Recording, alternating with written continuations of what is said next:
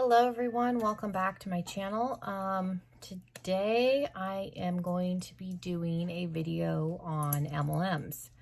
I've never done one of these on my channel before, and there's been a lot of videos out there. Some of them have been researched well, some of them have not. And I feel like a lot of people are kind of on a witch hunt for MLM companies recently, and I figured I would put out some facts, especially some things that I saw in other videos that were not accurate, just to give you information, not trying to necessarily sway you one way or the other, but make you more educated so that you can make an educated decision about whether or not you want to support MLM companies. So yeah, if that sounds interesting, we're going to get into it right now. But before we get started, make sure you are subscribed. If you're already subscribed, thank you for coming back. Make sure your notification bell is on. My dog is running around, so excuse her. And we're going to jump into the video right now. Okay, so I have my notes. I'm going to touch on a few companies, but I'm not going to talk about all of them. There's a lot. We would be here for a long time if I covered all of them. So I am just going to touch on, what did I do? 1, 2, 3, 4 main ones, 5, one that I'm in. Did I write down? No, I'm only gonna really be touching on 4. So before we get started, I think it's important to clear up what an MLM is. MLM stands for multi-level marketing. And about every decade or so, I notice this happens. People forget and then realize that MLMs are a pyramid structure. And then it's like, oh, it's a pyramid scheme. And then people get all irate about it. Now, the difference between an MLM and a pyramid scheme, yes, an MLM is a pyramid structure where you have a person who then recruits 2 more people, who then recruits those 2 people, recruit 2 people, and those 2 people. So yes, it is a pyramid structure. And a pyramid scheme is a similar concept where you've got a person who gets 2 people to invest, so the money goes up. Those 2 people get 2 more people to invest, so then you've got all this money trickling up. Well, then the person on the top embezzles said money and then disappears off to Mexico or Brazil or wherever they decide to go. So that's a pyramid scheme. Now, the difference between an MLM is, yes, you are giving money, but you're getting goods in exchange. So you get a startup package. So that is why MLMs are not illegal and pyramid schemes are, because you're actually in an MLM, you're actually getting something for your money. So that's the main difference, because everybody, like I said, forgets that MLMs are a pyramid structure and then assumes it's a pyramid scheme and then goes on a witch hunt. Like I said, I notice this about every decade or so. This will happen. I need to get some water, so I'm gonna drink my water while we're talking. So we've established what an MLM is. It's a multi-level company. It is a pyramid structure, but it is not a pyramid scheme. Therefore, it is not illegal. You are getting something for your money. Whereas, like I stated, in a pyramid scheme, your money just goes into a void up to the top, and then that person dips out and no more money. So some popular MLMs, I have Mary Kay, Avon, Scentsy, and then we'll talk about LuLaRoe, because LuLaRoe is what has started this whole debacle recently. Mary Kay was founded in 1963. I watched a video where the girl said Mary Kay has been around since 2000. Mary Kay, which I knew in that video was incorrect. I knew it had to be at least the 70s, but Mary Kay was actually founded on September 13th, 1963 in Dallas, Texas. The current CEO is David Holl, Holl. Mary Kay has an actual staff of around 5,000 people. So people that run the actual company, a website, product distribution, that sort of thing. People, that answer the phones when you call the help desk and ask questions. They have around 5,000 employees. And this statistic was taken from 2015. So there may be more, there may be less. Sales people as of 2015 was 3.5 million. So that's Mary Kay consultants in 2015 were 3.5 million. Now the startup package, startup cost, sign on, whatever you want to call it, for Mary Kay is $85, and you get approximately $476 worth of product. Now the startup package includes, I think you get a Time-Wise set, which is their main skincare set, which includes a day and night serum, a face wash. The Time-Wise set used to have a moisturizer in it. I don't believe that it does. They've revamped products. So, and I think it includes an eye cream now instead of a moisturizer. You get like their satin hand set. I think you get a few, if I remember correctly, and I looked at the startup package, I didn't print it out, but I think you get some foundations, you get some makeup, like a full-size foundation, some makeup, and then they give you samples and some catalogs, basically enough that you could do some parties with and then purchase more inventory as needed. So that is how Mary Kay works. And Mary Kay, I believe you only have to sell like $250 worth of product a year to stay active. So it's not a lot.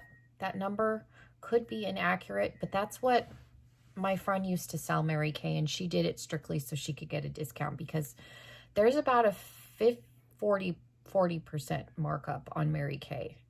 So like when I would buy from her, she would sell me things at cost, which is what the consultants get it at and then are marking it up. So that's Mary Kay consultants.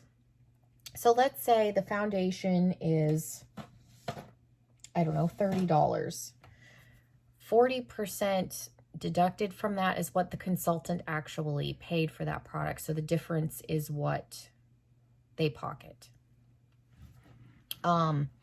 Avon is the next one. Avon is actually the oldest, I believe, MLM that's still around. They may not have been the first ever to exist, but as far as the ones that are still around, Avon is the oldest. Avon was founded in 1886 and was originally a perfume company, and then later evolved into what it is today. Employees, and this is a 2017 statistic, had 25,000 employees. So again, that's people, you know, when you call, people running the website, the actual CEOs, people that work in distribution, and, you know, all that kind of stuff. So 25,000 employees. David McConnell was the name of the man that founded Avon in 1886. And then in 2017, they had 6.4 million representatives. Avon has a startup cost of only $30. So I think that's why their number is almost double of Mary Kay's. And granted, there is a 2-year difference in those statistics that I gave you. But Avon, to sign up to be a consultant, is $30. You get like some lotion. I looked at the package. It's much smaller than Mary Kay's, but you get catalogs and some samples, and they give you a couple of full-size products, you know, perfume, like the lotion, some of their more inexpensive skincare. Again, enough that you could do a party if you wanted to, and then you can order more inventory as needed. Avon, I think, does more through just catalogs. You don't really hear about people doing Avon parties anymore. I think they used to. Avon does sell cosmetics, and I do like Avon products a lot. I used to use more than what I do currently. But Avon, I think, has kind of set themselves up to just be catalogs. So you'll give somebody catalogs, they'll give them to their friends, have people order. So they don't necessarily have to have the inventory, whereas Mary Kay is known for having parties. So their consultants need to have more inventory on hand, whereas Avon has kind of, I think, gotten away from that. People used to do Avon parties. And like I said, you don't really hear about it anymore. People will just bring you a catalog and ask you if you want to order stuff, which is cheaper. That's easier. It's easier for everybody all around, honestly. Another popular one is Scentsy, which is, you know, the wax warmers and the wax bars. Scentsy is relatively young. They were founded in 2003. Their employees as of 2018 was only 1,056. They're mostly online. They have websites, so I don't think they necessarily have to have and they're a smaller company, so they are able to get away with less employees. I didn't have a statistic for the number of consultants. The startup for Scentsy is $99. So for that, and I used to be a Scentsy consultant, you get a full-size warmer, a full-size wax bar. You get their entire kit of wax samples so people can smell them. You get every smell, not the seasonal ones. They're permanent. So you get a whole box with all the scents. You get like a room spray and a couple of other like full-size items. And again, enough that you can do a party. And then you make, it's not a huge amount of money. It's like 10% or something like that, I think, off of each sale. When I sold Scentsy, I made enough because I used to get the warmer of the month set. So I would get the warmer and it came with like 5 bars of wax and the room spray and like the scent stickers or something like that. Like that was like a $60 package. I made enough to cover the cost of that. Like I didn't make a ton, but I made enough to cover what I was spending. So it didn't cost me anything. And then I was getting warmer every month. So it worked out for me, but I sold a lot, like a decent amount. And then the last one is LuLaRoe, which again is what has started this witch hunt recently. LuLaRoe was founded in 2012, so they are considerably young compared to some of these others, which is probably why they're having issues that they're having, because they're a younger company and they're not necessarily being as business savvy as they could be. LuLaRoe, I think, has the highest startup cost. It's between $5,000 and $6,000, and I think they even may have a package now that is upwards of $9,000, depending on, and I could be mistaken, but the lowest level is $5,000 to be a LuLaRoe consultant. Now for that, this is just a basic package. You get 75 pencil skirts, 58 Julia dresses, 75 Irmas, which are a kind of quarter sleeve top, 78 classics, which are their like short sleeve kind of flowy top, and around 70 pairs of leggings for your $5,000. So you do get a considerable amount of clothing, but you don't get to pick your sizes. You don't get to pick the prints. LuLaRoe used to have a program where you could trade prints. I don't know if that still exists. See, they will have these program, like these things in place, and then they'll take them back. Like it used to be that if you didn't want to be a consultant, LuLaRoe would buy back your inventory from you. And I know they don't do that anymore. They give you a percentage, or you can try and sell off your existing inventory to other consultants, or you can clearance it. They don't have 100% buyback anymore like they used to. I think they were losing too much money, honestly. I think and there are lawsuits against LuLaRoe. Now, I don't necessarily think LuLaRoe has done anything illegal, but that doesn't mean that I don't think that they're doing things that aren't unethical. I do think there are unethical practices happening. Now, that's not to say that there aren't other companies that do unethical things. Yes, there are. But we're, talking about LuLaRoe. So like an example is, I've seen the factories where the clothing come out of, and there's like bins and bins and bins, and some of them are sitting outside. So I've heard of consultants getting clothes that are wet, like inventory that are wet, moldy. A big issue that people have started having with LuLaRoe is they'll get leggings and then there'll be holes in them, or they'll rip. So their quality control isn't good. Now here's a good little tidbit. LuLaRoe, as of 1 or 2 years ago, had 3 factories where garments were made. They had one in the United States, one in Germany, and one in Taiwan. Now, the one that's in Taiwan, I believe, is the one, at least in my experience, that they're having the quality control issues out of. Because I have the garments. I have a pair of leggings that have holes in them. I have a pair of leggings where one leg is slightly longer than the other. And I have a top where the seam like wasn't met like this. And so part of the fabric was sticking up around the sleeve. I still have the pieces. I did get a partial refund back and, credit towards new pieces. The one pair of leggings with the holes, I never reported it to the consultant. She was a friend of mine. She probably would have given me a free pair of leggings. I kept them because you can take legging material and make like headbands out of them. So I plan on using them for something because they're unicorn print.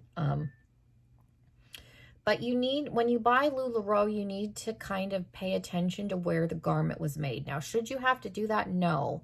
And this was like 2 years ago. So these, or even 3 at this point, 3 years ago. They may have resolved some of this, but and this is my opinion, but I believe that the main quality control issues were coming out of the Taiwan factory. Just from the garment pieces that I have, because all 3 of those items that I told you about, that's where they came from. It's on the label. The country of origin is on the label. When you look at the garment, it'll say US, Germany, or Taiwan. So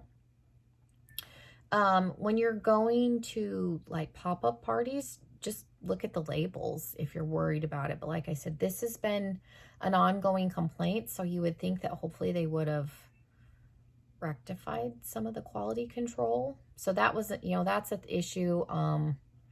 Consultants have had complaints about getting, 70 or 80% like junk inventory, like ugly prints, basically, because you don't get to pick the prints with LuLaRoe. They just send you a box of all that stuff. And sometimes people get lucky and they get really good pieces, really good onboarding packages. And sometimes people get god-awful onboarding packages and then they can't sell the stuff. So then you've got $5,000 or $6,000 worth of inventory that you can't do anything with because it's ugly. And then LuLaRoe no longer has their 100% buyback. So then you're stuck with it. So then what do you do? And $5,000, like I said, I think they have they have like 3 different levels of onboarding packages. I think the most expensive one is close to 10. Depending on how much inventory you want to start out with. Now it is an investment. You're investing in a small business. You're taking a risk, like any other investment. It may or may not work out. Like I said, there's always a risk, even if it wasn't an MLM. When you invest money, you're taking a risk. People are angry, and this is just an observation. They basically feel like they've been duped into spending $5,000, that it's an easy flip, basically. And then they don't make the money back, and then they've lost all this money, and then they're mad and upset, which I totally get, but you are taking a risk when you spend that kind of money and when you're investing in a small business. Now, where I think the unethical issues come into play, and some of it's other consultants, some of it's company, they lead people to believe that you can do part-time work for full-time money and that it's super easy to make back your initial investment. Now, I have had friends that have sold LuLaRoe. One of my best friends, her mom and sister both sell LuLaRoe. Her mom's retired, so this is her main job now. She probably works 6 days a week selling LuLaRoe, either doing an online party, doing pop-up parties. She'll travel around. Like, you have to hustle.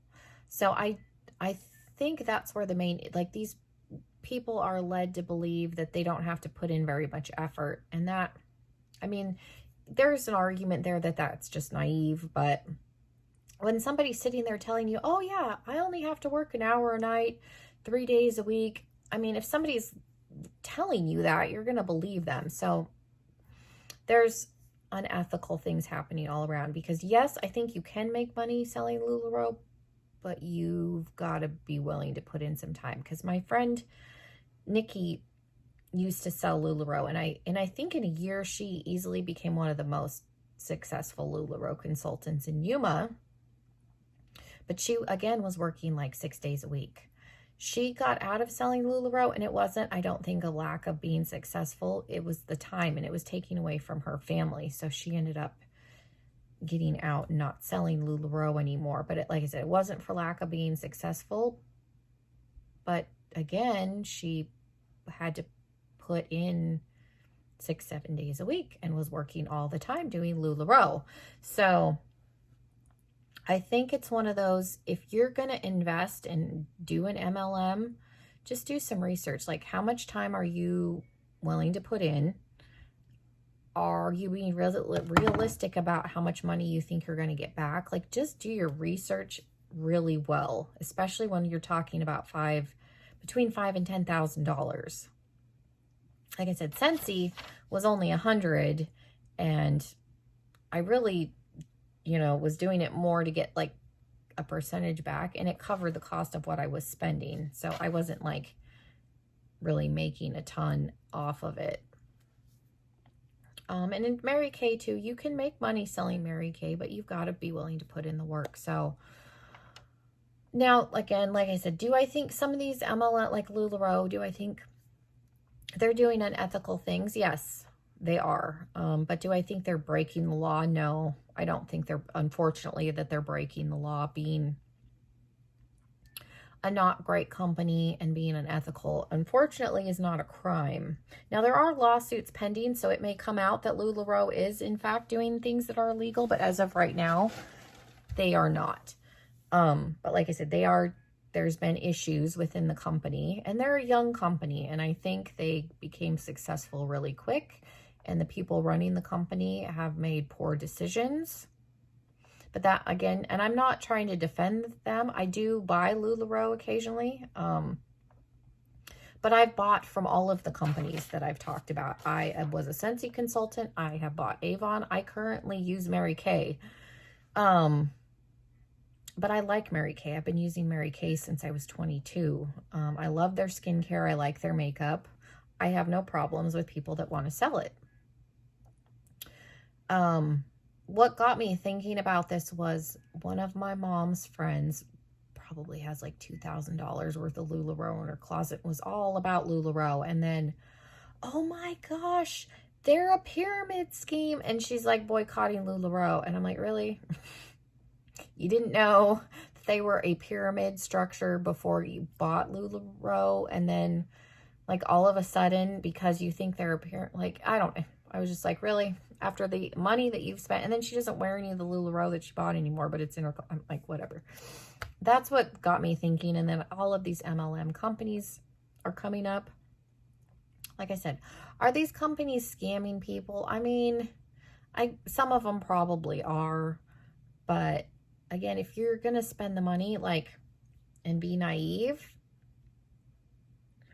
like, if you want to do an MLM, and you're okay with the investment, and you, like I said, I've thought about signing up as a consultant for Mary Kay just so I can get a discount and get stuff at cost.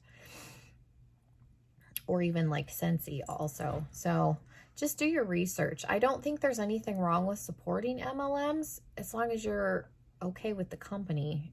Like I said, I don't understand why every decade or so, like, people forget that these are pyramid structured companies, and then all of a sudden something will happen, and then everybody's pulling out their pitchforks and their torches. Now, granted, if the company has screwed you over and you are upset, then you are entitled to pull out your pitchfork. But I don't think people need to pull out the pitchforks and the torches just for the sake of doing so, because videos and people on the internet have told them that they should be upset and pull out their pitchfork. So just make sure you're doing your research and you're upset for the right reasons, and that you're upset because you're upset, not because somebody is telling you you should be upset and that these companies are evil and horrible, because I don't think all of them are. Like I said, Avon was founded in 1886 and the company still exists. So some of them have figured out a way to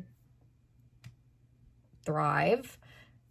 They're legitimate companies. They're not breaking the law. They're not twisting anybody's arm to sign up. Yet Avon in 2017 had 6.4 million people that were consultants. So obviously they're not being horrible. But LuLaRoe, being a young company, and like I said, they got successful very quickly, and money can go to people's heads. Corners were cut, poor decisions were made, problems arose, and now they have to pay for those mistakes, unfortunately. So whether or not the company is still around in 5 years, we'll see.